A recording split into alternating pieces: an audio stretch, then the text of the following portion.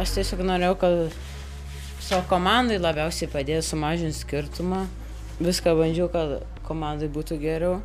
Jie truputį atsipalaidavo, mes norėjom mažinti skirtumą ir įrodyti, kad ir mes galim prieš juos pakovoti. Taip pradėjom spausti iš visų jėgų ir kartais tai labai pasiteisino. Kad antrą vietą užėm, tai visai neblogai. Aišku, labiau norėjom pirmos, bet varžovai buvo stipresniai ir jie tą įrodė.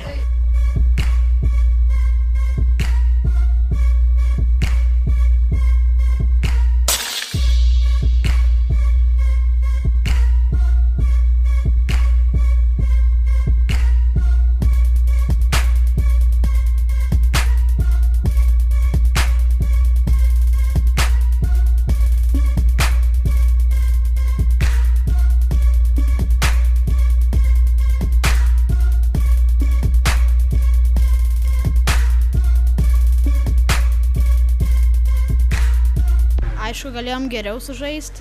Antrą kėlinį dažniausiai suklystam arba pirmo galo, o ketvirtame vėl atsigaunam, nes varžovai dažniausiai atsipalaiduoja. Užėmėm antrą vietą, turime šansą patekti į antrą divizioną.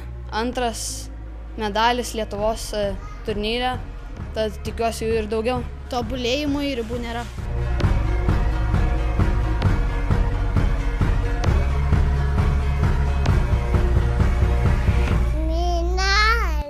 Medalį gavot? Valio, labai gerai.